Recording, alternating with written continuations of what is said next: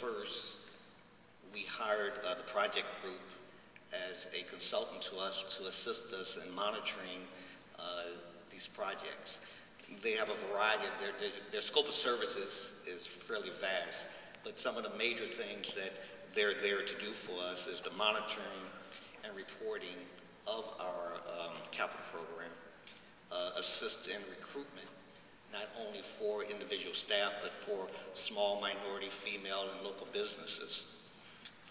An advocate for minority workers, female workers, and residents, and also some data collection to ensure that the data we get is good data.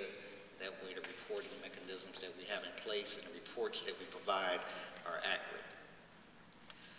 On June the 25th, as Gary had referenced, there was a meeting that we held where we brought together the contractors that are part of our capital program.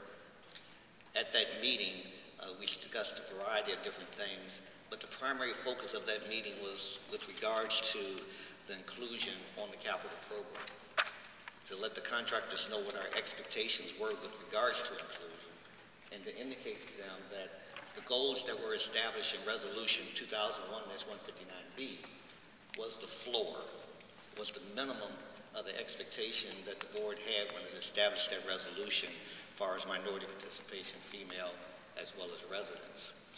Today, when we look at those numbers, they're nowhere where we would want them to be. As I indicated, the minorities, the goal says 20%, we're about 17%. It says for females, 5%, we're at about 3%. It says for district residents, 20%, we're at about 17%. So obviously we have not met the floor of those goals, let alone exceeded them as of yet.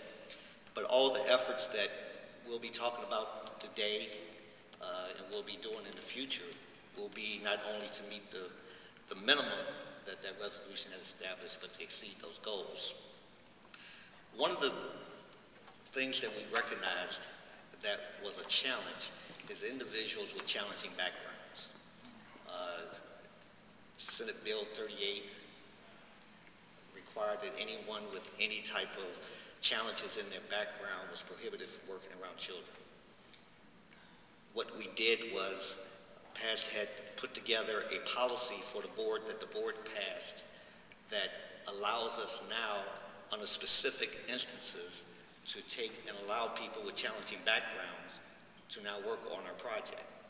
Now, they will be done on a case-by-case basis, but to give you an example of how the policy would work, let's say a school like Rhodes High School, when we did the renovation of that building, there were students in the building while we were renovating it at the same time.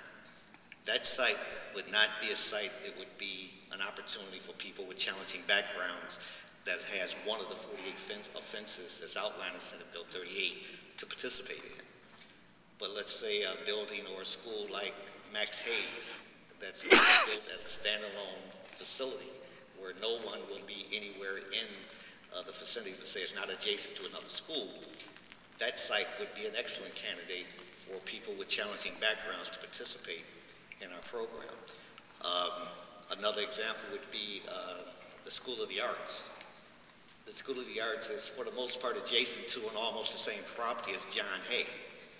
Well, that building would not be a candidate for the program because of its adjacence and close proximity to John Hay High School, so the Cleveland School of Arts would not be. So it kind of gives you the parameters by which the policy that was established by the board will allow individuals with offenses to take and participate in our program.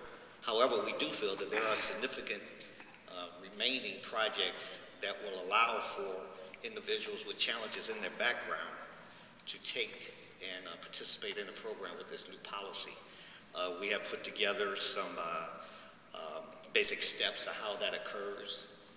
We will take and continue to refine that process as we move forward and see that we need to refine it to make it more efficient, expedient, to allow individuals to get on the jobs as soon as possible. We think that program will provide opportunities for a lot of our residents that in the past have been shut out from working on our project. We think it will open a lot of doors for a lot of individuals. And I would say in closing that, you know, one of the things that I learned through the years that people respect what you